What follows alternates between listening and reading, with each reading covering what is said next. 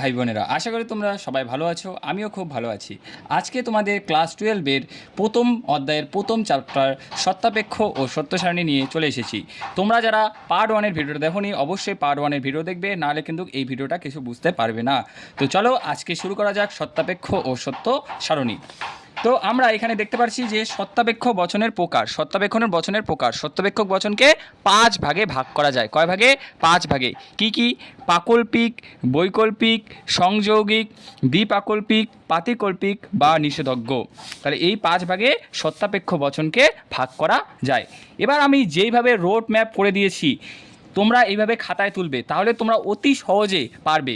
আমি এই ভিডিওতে বলতে পারছি 100% গ্যারান্টি, তোমরা যেইভাবে আমি তুলে দিয়েছি তোমরা এইভাবে তুলবে। আশা করি তোমরা একটা ক্লাসের মধ্যে লজিক শিখে যাবে। তো বচন, পাকল্পিক বচন, পাকল্পিক বচনকে চেনার উপায় দেখো আমি লিখে দিয়েছি। পাকল্পিক বচনকে আমরা কিভাবে চিনব? যদি তাহলে, বাক্যের মধ্যে যদি তাহলে থাকে, তাহলে সেটা হবে পাকল্পিক বচন। আর এটার প্রতীকী চিহ্ন কি? প্রতীকী চিহ্ন হলো হর্ষু। এই জন্য আমি বলছি হর্ষু। আগের ক্লাসে আমি বলেছিলাম হর্ষু কোনগুলো, কাল কোনগুলো, এগুলো। তাহলে এটার প্রতীকী চিহ্ন হলো হর্ষু। তাহলে পাকল্পিক বচন মানে যদি তাহলে চেনার উপায়, আর প্রতীকী চিহ্ন হলো হর্ষু। ঠিক আছে। এবার বৈকল্পিক বচন, বৈকল্পিক বচনকে আমরা কীভাবে চিনব? যদি শব্দের মধ্যে অথবা, হয় না হয় এগুলো থাকে, সেটা হবে বৈকল্পিক বচন। তাহলে এটার প্রতীকী চিহ্ন কি? প্রতীকী চিহ্ন হলো ভেল, প্রতীকী চিহ্ন হলো ভেল। এবার সংযোগিক বচন, সংযোগিক বচনকে আমরা কীভাবে চিনব? বাক্যের মধ্যে যদি এবং, কিন্তু এগুলো যদি থাকে, কি থাকবে? এবং, কিন্তু, তাহলে সেটা হবে সংযোগিক বচন। এটার প্রতীকী চিহ্ন হলো ডট, প্রতীকী চিহ্ন হলো ডট, প্রতীকী চিহ্ন হলো ডট। আর দ্বিপাকল্পিককে কীভাবে চিনব? দ্বিকল্পিক বচন যদি এবং কেবল যদি, বাক্যের মধ্যে যদি এবং কেবল যদি থাকে, তাহলে আমরা বলবো সেটা দ্বিপাকল্পিক বচন। এটাকে চেনার উপায় হলো বা প্রতীকী চিহ্ন হলো ট্রিপল বার, এটাকে বলা হয় ট্রিপল বার। ঠিক আছে।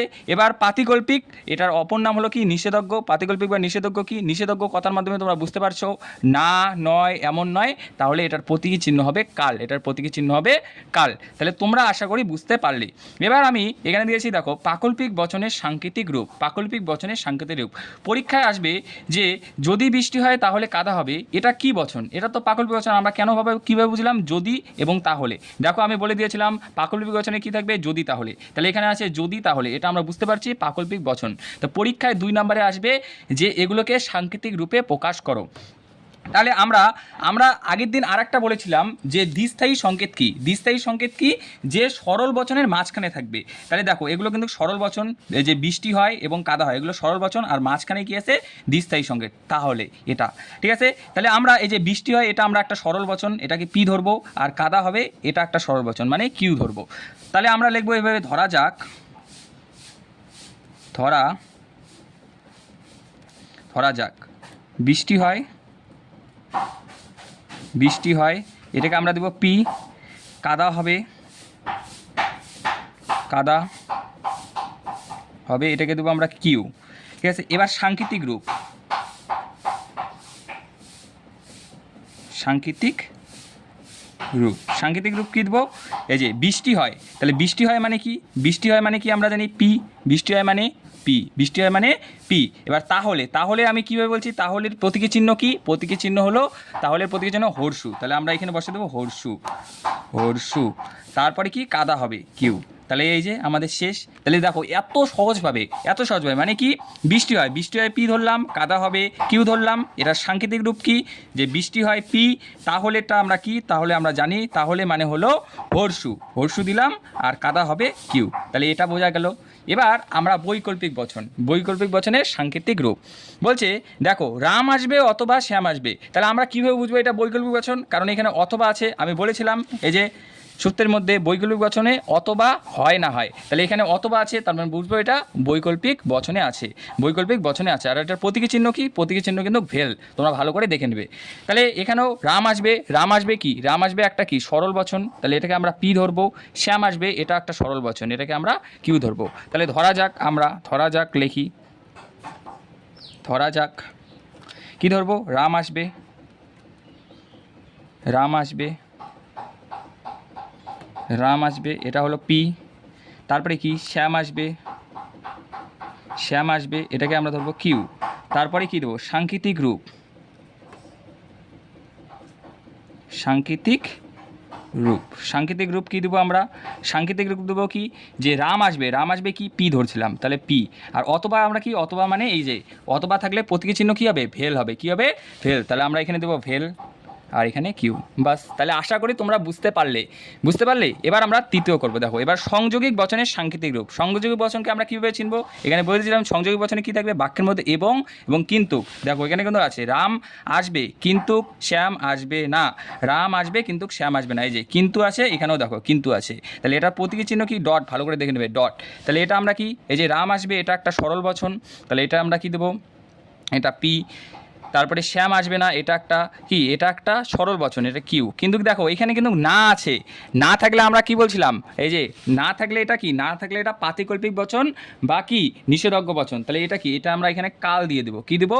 কাল। আর কিন্তুটা কি? কিন্তুটা হলো আমাদের, কিন্তু মানে কি, কিন্তু মানে ডট। এখানে আমরা ডট দেবো। কি দেবো? ডট। এখানে দেবো আমরা ডট। তাহলে আমাদের এখানে আমরা ধরা যাক কি দেখবে? রাম আসবে,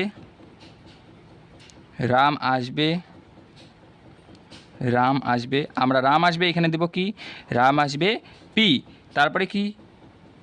শ্যাম আসবে। এখানে কিন্তু লেখা যাবে না যে শ্যাম আসবে না, এখানে আমরা লিখবো শ্যাম আসবে, এটা দেবো কিউ। কারণ এখানে নাটা হলো কাল, এটা হলো নাটা হলো কাল। এবার সাংকেতিক রূপ,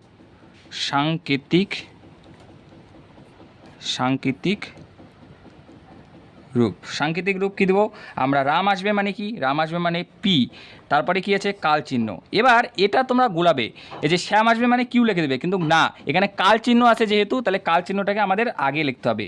তাহলে কাল, তারপরে কি? শ্যাম আসবে মানে পি মানে কিউ। ঠিক আছে, তাহলে তোমরা এটা বুঝতে পারলে। তাহলে সংযোগিক বচনের সাংকেতিক রূপটাও তোমরা বুঝতে পারলে। এবার আমরা যাব দ্বিপাকল্পিক বচনের সাংকেতিক রূপ। আমরা আগে বলছিলাম দ্বিপাকল্পিককে কীভাবে চিনবো? যে দ্বিপাকল্পিক যাতে যদি এবং কেবল যদি থাকে, আর এটার প্রতীকী চিহ্ন হলো ট্রিপল বার। কী থাকবে প্রতীকী চিহ্ন? ট্রিপল বার। তো আমরা দ্বিপাকল্পিক দেখব যে রাম আসবে যদি এবং কেবল যদি। তাহলে এই যে যদি এবং কেবল যদি, এটা কি? এটা হলো ট্রিপল বার, আমরা জানি। তাহলে রাম আসবে, এটা হলো একটা সরল বচন পি, আর শ্যাম আসবে, এটা একটা শ্যাম আসে, এটা হলো একটা সরল বচন মানে কিউ। তাহলে আমরা দেবো ধরা যাক কি? রাম আসবে,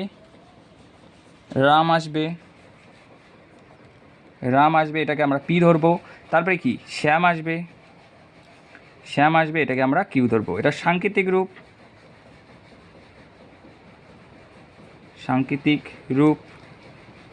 রূপ, কী দেবো আমরা? তাহলে রাম আসবে মানে পি, তারপরে কি?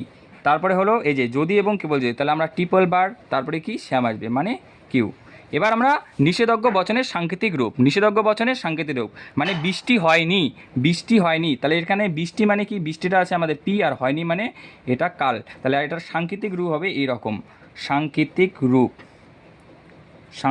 রূপ। আগের ভিডিওতে আমি বলেছিলাম যেহেতু কাল থেকে, কালটা কি সরল বচনের আগে হয়, আমি বলেছিলাম কালটা কি সরল বচনের আগে হয়, মানে কি এটা স্থায়ী সংকেত, ঠিক আছে, বা চলক এটাকে বলা হয়। তাহলে কি এখানে দেবো? সাংকেতিক রূপ দেবো কাল পি। আশা করি তোমরা বুঝতে পারলে। যারা আগের ভিডিওটা দেখেনি, আগের ভিডিওটা দেখে এই ভিডিওটা দেখবে, তাহলে তোমরা আশা করি বুঝতে পারবে। তাহলে তোমরা পুরো ক্লাসটা বুঝতে পারলে, যদি বুঝতে না পারো কমেন্টে বলবে। ঠিক আছে, তো আজকের জন্য এই পর্যন্তই।